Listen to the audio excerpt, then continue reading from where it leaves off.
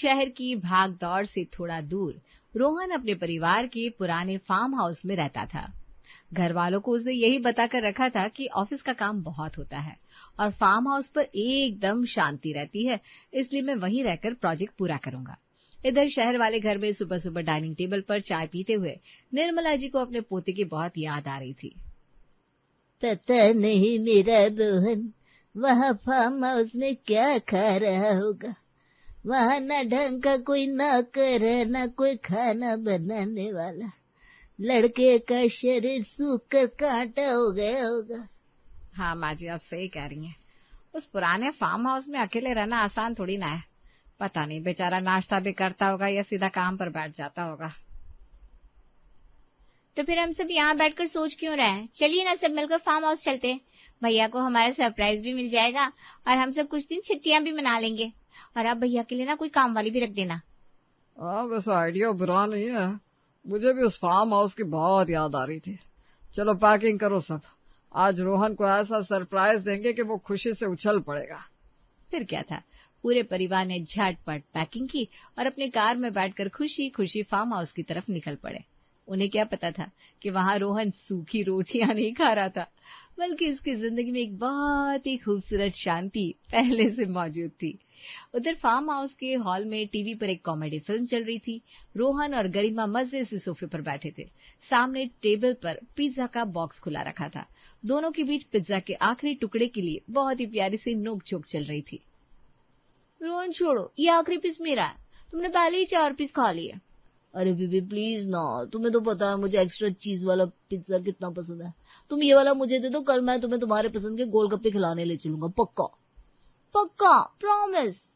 रोहन जैसे ही प्रॉमिस बोलने के लिए मुंह खोलता है और पिज्जा का टुकड़ा खाने लगता है, तभी अचानक दरवाजे का हैंडल घूमने की आवाज आती है और मुख्य दरवाजा धड़ोम से खुल जाता है। सरप्राइज! दरवाजे पर निर्मला जी, रमेश जी, सरोज जी और पिंकी अपने अपने बैग्स लिए खड़े थे। रोहन ने जैसे ही घर वालों को देखा, उसके मुंह में पिज्जा का टुकड़ा अटक गया। उसकी आंखें फटी की फटी रह गई। गरिमा भी हड़बड़ाकर झटके से खड़ी हो गई और उसने घबराहट में अपने बालों को ठीक करना शुरू कर दिया। हॉल में एकदम सन्नाटा छा गया। सरप्राइज देने वाले खुद इस शॉक को देखकर बुत बन गए थे। रमेश जी ने अपना बैग नीचे रखा और रोहन की तरफ एक नजर डाली। रोहन, क्या चल रहा है यहाँ? कौन है ये लड़की? पापा, आप लोग अचानक वो क्या लगा रखा है? तेरी तबीयत तो ठीक है ना? और ये लड़की तेरे साथ पिज्जा क्यों खा रही है? कौन है ये? वो मम्मी, ये मेरी मतलब गर्लफ्रेंड है। हे राम, मेरे पोते ने छुप कर गर्लफ्रेंड बना ली। मेरी तो दिल की धड़कन बढ़ गई। दिखने में कितना सीधा था ये। अरे नहीं दादी, नहीं पापा, आप लोग गलत समझ रहे हैं। घर से मेरा मतलब गर्लफ्रेंड नहीं था। मैं कह रहा था ये गरिमा है। हाँ, गरिमा। गरिमा पर यहाँ क्या कर रही है? अब क्या बताऊं पापा, वो बेचारी ये गरिमा ना बहुत गरीब है, अनाथ है बेचारी। दुनिया में इसका कोई नहीं है। इसे काम की बहुत जरूरत थी। अब यहाँ इतना बड़ा फार्म हाउस है, मुझे सफाई और घर के कामों में दिक्कत होती थी, इसलिए मैंने हेल्प के लिए इसे अपनी मेड रख लिया। वो तो बेचारी पिज्जा देख रही थी, तो मैंने सोचा एक टुकड़ा इसे भी दे दूं। मेड शब्द सुनते ही गरिमा की आंखें गुस्से से फैल गई। उसने पीछे से रोहन की शर्ट खींचकर उसे घुरा। रोहन ने पीछे बिना देखे हाथ से उसे चुप रहने का इशारा किया। हे राम, कितनी प्यारी और भोली बच्ची है।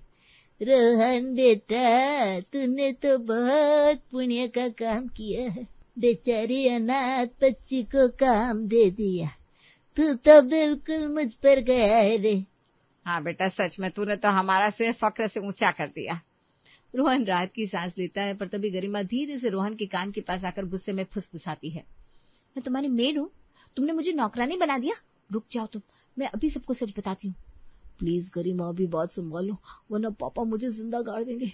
मैं बाद में सब ठीक कर दूंगा। प्लीज कुछ दिन का नाटक कर लो। अरे गरिमा बेटा, खड़ी क्यों है?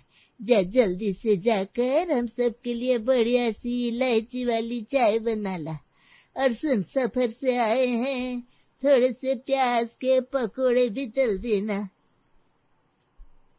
जी दादी जी। गरिमा ने गुस्से में एक बार रोहन को घूरा, जैसे आंखों ही आंखों में कह रही हो कि तुम्हें तो मैं बाद में बताऊंगी। फिर वो एक नकली मुस्कान के साथ किचन की तरफ चली गई। रोहन समझ गया था कि घर वालों से तो बच गया है, लेकिन अब गरिमा के गुस्से के ज्वालामुखी से उसे कोई नहीं बचा सकता। गरिमा भारी कदमों से किचन में आ तो गई थी, लेकिन अंदर ही अंदर वो गुस्से से उबल रही थी। तभी रोहन दबे पांव किचन में आया और पीछे से धीरे से गरिमा को आवाज दी, गरिमा बेबी प्लीज गुस्सा थूक दो ना। बेबी गई भाड़ में। व्हाट इज दिस रोहन, मैं तुम्हारी मेड हूं? मैंने इतने प्यार से नेल आर्ट करवाया था और तुम मुझसे पकोड़े तलवा रहे हो। अरे यार गरिमा, ट्राई टू अंडरस्टैंड मी। अगर मैं सच बता देता कि तुम मेरी गर्लफ्रेंड हो और हम यहाँ अकेले रह रहे हैं, तो दादी को तो वहीं हार्ट अटैक आ जाता और पापा मुझे इस फार्म हाउस के किसी पेड़ पर उल्टा लटका देते। बस कुछ दिन की बात है बेबी, प्लीज थोड़ा मैनेज करो। My love, my baby, please manage? मैं यहाँ तुम्हारे घर वालों की नौकरानी बनकर रहूं? मैं अब भी जाकर आंटी को सब सच। तभी हॉल से निर्मला जी की कड़क आवाज गूंजती है, अरे रोहन कहाँ गया तू? और उस छोरी से कह दे पकौड़ों में हरी मिर्च थोड़ी कम डाले, मुझे गैस हो जाती है। अब हाँ दादी, मैं बस इसे समझा रहा था कि काम में कोई कोताही नहीं होनी चाहिए। प्लीज बेबी बचा लो ना मुझे। रोहन की ऐसी डरी हुई शक्ल देखकर गरिमा को उस पर तरस आ गया। वो मुंह बनाकर चुपचाप पकोड़े तलने लगी और रोहन ने सुकून की सांस ली और बाहर हॉल में भाग गया। रात का समय हो चुका था। सबने भरपेट खाना खाया, जिसमें गरिमा की खूब तारीफ हुई। लेकिन गरिमा की असली अग्नि परीक्षा तो अब शुरू होने वाली थी। सोने की जगह हॉल में दादी, सरोज जी और रमेश जी खड़े थे। गरिमा बेचारी थकान से चूर होकर रोहन की तरफ देख रही थी कि शायद वो उसे उसके कमरे में जाने का कोई बहाना बनाएगा। माँ जी, गरिमा कहाँ सोएगी? अरे कहाँ क्या सोएगी, ये जो किचन के बगल वाला छोटा सा स्टोर रूम है, उसमें एक पुरानी खटिया पड़ी है, वही नौकरों का कमरा है। गरिमा वहीं सो जाएगी। वैसे भी सुबह 5 बजे उठकर इसे पूरे घर में झाड़ू जो लगानी है। क्या गरिमा बेटा, ठीक है ना? स्टोर रूम में? मैं पर अरे दादी, स्टोर रूम में तो बहुत मच्छर है। वो मैं कह रहा था ये गेस्ट रूम में सो जाएगी। दिमाग खराब है तेरा? गेस्ट रूम में सुलाएंगे? और मच्छर है तो क्या हुआ, मैं ऐसे कछुआ छाप जला कर दे दूंगा। तो चुपचाप अपने कमरे में जा रोहन। रोहन बेबसी से गरिमा को देखता रह गया और रमेश जी ने गरिमा को स्टोर रूम में भेजकर बाहर से दरवाजा बंद कर लिया। रात के 2 बज रहे थे। रोहन अपने एसी वाले कमरे में नरम गद्दे पर सो रहा था। तभी उसके फोन पर गरिमा की मैसेज की बाढ़ आ गई। तुम एसी में सो रहे हो और मैं यहाँ मच्छरों से लड़ रही हूँ। कल सुबह अगर तुमने मुझे यहाँ से नहीं निकाला तो मैं तुम्हारी दादी को बता दूंगी कि तुम्हारी मेड तुम्हारे साथ पिज्जा ही नहीं कसम भी खाती है। रोहन ने डर के मारे अपना फोन साइलेंट किया और कंबल मुंह पर ओढ़ लिया। अगले सुबह गरिमा की नींद 5 बजे ही खुल गई थी, क्योंकि निर्मला जी ने दरवाजा खटखटाकर उसे जगा दिया था। गरिमा गार्डन में उदास मन से पौधों को पानी दे रही थी। तभी रोहन पीछे से धीरे धीरे उसके पास आता है। Good morning baby. खबरदार जो मुझे छुआ। पूरी रात मुझे मच्छरों ने खाया है और तुम मजे से सो रहे थे। अरे सॉरी ना मेरी जान। अच्छा लाओ मैं तुम्हारी मदद कर देता हूँ। देखो, इन गुलाब के पौधों को पानी ऐसे नहीं, थोड़ा जड़ के पास देते हैं। रोहन प्यार से गरिमा के दोनों हाथों को अपने हाथ में लेता है और बहुत ही रोमांटिक तरीके से उसे पौधों में पानी डालना सिखाने लगता है। दोनों एक दूसरे की आंखों में खोने ही वाले थे कि रोहन, ये क्या हो रहा है यहाँ? रोहन और गरिमा एक झटके से एक दूसरे से अलग हो जाते हैं। रोहन के हाथ से पाइप छूट जाता है और पानी सीधा रमेश जी पर गिरता है। पीछे से निर्मला जी भी आ जाती हैं। तो पापा मैं बस गरिमा को समझा रहा था हमारे इन विदेशी पौधों में पानी कैसे डालते हैं। इसे तो पानी डालना भी नहीं आता, मैं इसे ट्रेन कर रहा था। ठीक है बेटा, तूने बिल्कुल सही किया। नौकरों को काम तो सिखाना ही पड़ता है। तो बता दे इसे कैसे काम करना है। और सुन गरिमा, पौधों को पानी देने के बाद ये बाहर की सारी कुर्सियां साबुन से धोकर साफ कर देना और फिर अंदर आकर मेरे लिए बिना चीनी की चाय बना ला। चल चल जल्दी आ चला। रोहन ने ट्रेनिंग का बहाना बनाकर खुद को तो बचा लिया, लेकिन गरिमा को एक और काम में फंसा दिया। गरिमा ने दांत पीसते हुए पाइप उठाया और रोहन को ऐसी लुक दी मानो रोहन का खून ही पी जाएगी। दोपहर का वक्त था। आज सरोज जी ने गरिमा का किचन टेस्ट लेने का फैसला किया। गरिमा बेटा जरा सुन तो। जी आंटी जी कहिए, कुछ चाहिए था आपको? अरे बेटा मैं कह रही थी आज अच्छा सा खाना बना ले। एक काम कर, राजमा चावल, आलू की सूखी सब्जी, रायता और रोटियां बना ले। जी अब मेरा मतलब है बना लूंगी।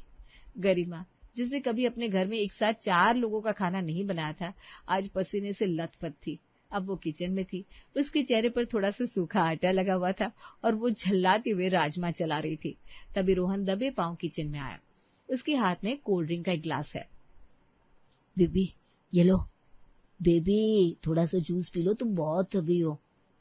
इस जूस को अपने सिर पर डालो रोहन। तुम्हारी मम्मी ने मुझे सुपर वुमन समझ रखा है क्या? राजमा बनाओ, कढ़ी बनाओ, मैं कोई हलवाई हूँ? ये सब कब तक चलेगा बेबी? हम दोनों को साथ में एक पल भी नहीं मिल रहा है। अरे मेरी प्यारी हलवाई, मेरा मतलब मेरी जान, थोड़ा सा एडजस्ट कर लो, फिर तो पूरा टाइम तुम्हारे लिए ही हूं ना मैं। तभी सरोज किचन की तरफ आती हुई दिखाई देती है। गरिमा बेटा राजमा में सीटी लग गई क्या? सरोज जी को आते देख रोहन गरिमा पर झूठा गुस्सा करने लगता है। और सुनो गरिमा, राजमा में नमक बिल्कुल परफेक्ट होना चाहिए और रोटियां एकदम गोल। मेरे घर में काम चोरी बिल्कुल बर्दाश्त नहीं की जाएगी, समझी तुम? अरे रोहन बेटा बेचारी को इतना भी मत डांट, कर तो रही है ना बेचारी सारा काम। चल तू बाहर आ जा, उसे करने दे। रोहन सरोज जी के साथ बाहर चला जाता है। पीछे गरिमा आटे से सना हुआ अपना हाथ देखती है और फिर गुस्से में आटे की लोई को स्लैब पर जोर से पटकती है। उसे समझ में आ गया था कि ये परिवार उसे प्यार से बोल बोल कर पूरा निचोड़ने वाला है। रात को दिन भर झाड़ू पोछा, खाना पकाना और बर्तन धोने के बाद बेचारी गरिमा गार्डन में एक बेंच पर अपनी कमर पकड़े उदास बैठी थी। उसे रोना आ रहा था कि वो यहाँ छुट्टियां मनाने आई थी या मजदूरी करने। तभी अंधेरे में दबे पांव रोहन उसके पास आता है। उसके हाथ में गरिमा की पसंदीदा चॉकलेट है। ओ मेरी बेचारी जान, बहुत थक गई हो ना? ये लो बेबी, तुम्हारी फेवरेट चॉकलेट मैं बड़े प्यार से लाया हूँ तुम्हारे लिए। ये खाकर तुम्हें अच्छा लगेगा। मुझे नहीं खानी तुम्हारी चॉकलेट। रोहन मेरे हाथ देखो, बर्तन मांज मांज कर मेरे नेल पेंट का डिजाइन ही मिट गया और मेरे पैरों में दर्द हो रहा है। पता है जब से तुम्हारी फैमिली आई है मैंने अपना स्किन केयर भी नहीं किया। बस बेबी कल पक्का मैं सबको सच बता दूंगा, तुम बिल्कुल टेंशन मत लो। I love you baby. Rohan Garima के गाल पर हाथ रखता है कि अचानक पीछे से एक तेज टॉर्च की रोशनी सीधे उन दोनों के चेहरे पर पड़ती है। कहने वह अंधेरे में। रोहन और गरिमा झटके से एक दूसरे से 3 फुट दूर छिटक जाते हैं। निर्मला जी टॉर्च लेकर उनके पास आती है। दादी आप? रोहन तू यहाँ इस लड़की के साथ अंधेरे में क्या कर रहा है? अरे दादी वो दरअसल हमारे फार्म हाउस के पीछे वाले हिस्से में रात को ना कभी कभी जंगली सुअर आ जाते हैं, तो मैं इस गरिमा को समझा रहा था कि रात को गार्डन की रखवाली कैसे करते हैं। इससे तो कुछ पता ही नहीं है। अच्छा तू झूठ तो नहीं बोल रहा ना? देख वही उल्टी सीधी हरकत मत करना, कह देती हूँ। मेरे खानदान का नाम खराब मत करना। और तू इसके साथ इतनी रात को यहाँ क्यों आ गई? दादी वो अरे क्या दादी आप भी, ये बेचारी तो आना ही नहीं चाह रही थी, ये तो मैं ही जबरदस्ती लेकर आया कि आखिर रखवाली करेगा कौन। और देखो कैसे डर गई आपके आने से, इसे लगा कोई जंगली जानवर आ गया है ना गरिमा? हाँ दादी यही बात है। शाबाश रोहन, ले गरिमा टॉर्च पकड़, जा पीछे वाले आम के बाग में आज रात 2 घंटे तू ही रखवाली करेगी और कोई भी आवाज आए तो जोर से चिल्लाना। चल बेटा रोहन हम सोने चलते हैं। गरिमा के हाथ में टॉर्च थमाकर निर्मला जी रोहन को अपने साथ ले गई। बेचारी गरिमा अंधेरे में टॉर्च पकड़े कांपते हुए रखवाली करने लगी। अगली सुबह गरिमा का सब्र पूरी तरह टूट चुका था। रात भर बाग की रखवाली और दिन भर की नौकरानी गिरी ने उसके प्यार के भूत को उतार दिया था। जब रोहन सुबह सुबह ब्रश करते हुए बाथरूम की तरफ जा रहा था, तभी गरिमा ने उससे कॉलर से पकड़ा और एक कोने में खींच लिया। इनफ इज इनफ रोहन, बहुत हो गया तुम्हारा ये नाटक, मुझसे और ये सब नहीं होगा। क्या हुआ बेबी, दादी ने फिर कोई काम दे दिया क्या? डोंट वरी, मैं तुम्हारी हेल्प कर दूंगा। काम? अरे तुम्हारी दादी ने तो मुझे सिक्योरिटी गार्ड भी बना दिया है। सुन रोहन, मैं तुमसे प्यार करती हूँ पर तुम्हारी नौकरानी नहीं हूँ। मैं आज ही यहाँ से अपना बैग पैक करके जा रही हूँ। अरे नहीं गरिमा प्लीज ऐसा मत करो, प्लीज तुम जो कहोगी मैं करूंगा, तुम्हें ढेर सारी शॉपिंग कराऊंगा, घूमने ले जाऊंगा, सब करूंगा, पर प्लीज मत जाओ। तो फिर जाकर अभी अपने घर वालों को सच बताओ, उन्हें बताओ कि मैं तुम्हारी गर्लफ्रेंड हूँ, कोई अनाथ मेड नहीं। या तो आज तुम उन्हें सच बताओगे या फिर मुझे भूल जाओ, डिसाइड कर लो, परिवार चाहिए या मैं। गरिमा का ये अल्टीमेटम सुनकर रोहन के पसीने छूट गए। उसे पता था कि अब उसके पास कोई बहाना नहीं बचा है। उसने गहरी सांस ली और अपनी मौत का सामना करने के लिए हॉल की तरफ बढ़ गया। हॉल में निर्मला जी, सरोज जी और रमेश जी सोफे पर बैठकर चाय पी रहे थे। रोहन कांपते हुए कदमों से उनके सामने जाकर खड़ा हुआ। गरिमा भी पीछे छुपकर दरवाजे के पास खड़ी सब सुन रही थी। दादी, पापा, मम्मी, मुझे आप लोगों से बहुत जरूरी बात कहनी है। हाँ बोलना बेटा, क्या बात है? पापा वो बात गरिमा के बारे में है। दरअसल गरिमा कोई... अरे रुक जा रोहन, तेरी बात बाद में सुनेंगे, पहले तू हमारी बात सुन। हमने तेरे लिए एक बहुत बड़ा फैसला लिया है। हाँ बेटा, तू अब बड़ा हो गया है, सेटल हो गया है, तो हमने सोच लिया है कि अब तेरी शादी करा दी जाए। हमने तेरे लिए एक बहुत ही संस्कारी, घरेलू और कामकाज वाली लड़की ढूंढ ली है और तुझे उसी लड़के से शादी करनी पड़ेगी। शादी और लड़की ढूंढ ली, ये सुनकर रोहन के पैरों तले जमीन खिसक गई। दरवाजे के पीछे खड़ी गरिमा के भी तोते उड़ गए। उसे लगा अब तो रोहन हाथ से गया। पर पापा मैं किसी अनजान लड़की से शादी नहीं कर सकता। मैं तो किसी और से, मतलब मैं गरिमा से... रोहन अपनी बात पूरी कर पाता उससे पहले सरोज जी अपनी जगह से उठ खड़ी हुई। चुप कर रोहन, तू हमारी पसंद को ठुकरा नहीं सकता। तुझे हमारी कसम है रोहन, तुझे हमारी चुनी हुई लड़की से ही शादी करनी पड़ेगी, और वो लड़की कोई और नहीं है, गरिमा है। इधर आ बेटा। गरिमा घबराते हुए हॉल में आती है। रोहन शॉक में है कि ये क्या हो रहा है। हाय रोहन, हमने फैसला किया है तो इस गरिमा से ही शादी करेगा। अनाथ है तो क्या हुआ, कितनी संस्कारी है, हमारे घर को कितने अच्छे से संभालती है, और राजमा चावल कितना बढ़िया बनाती है। इससे अच्छी बहू हमें पूरे शहर में नहीं मिल सकती। तुझे मेरी कसम है, तू इसी से शादी करेगा, और अगर तूने उसके साथ शादी नहीं की तो मैं खाना पीना सब छोड़ दूंगी। क्या दादी, आप गरिमा से मेरी शादी करवा रही हैं? हाँ भाई, क्यों, कोई एतराज है क्या? अगर तुझे कोई और पसंद है तो बता दे, हम सबको तो गरिमा बहुत पसंद है। क्या कमी है इसमें? अरे नहीं पापा, मुझे क्या एतराज होगा, मुझे आपकी कसम मंजूर है, मैं गरिमा से ही शादी करूंगा। पर दादी जी मैं तो कुछ मत बोल बेटा, आज से तू हमारी मेड नहीं, इस घर की बहू है। गरिमा और रोहन एक दूसरे को देखकर मुस्कुराते हैं। गरिमा को तो विश्वास ही नहीं हो रहा था कि जिस मेड वाले ड्रामे से वो इतनी परेशान थी, उसी ड्रामे ने घर वालों का दिल जीत लिया और उसे इस घर की बहू बना दिया। रोहन ने भी चैन की सांस ली कि बिना सच बताए ही उसका काम बन गया।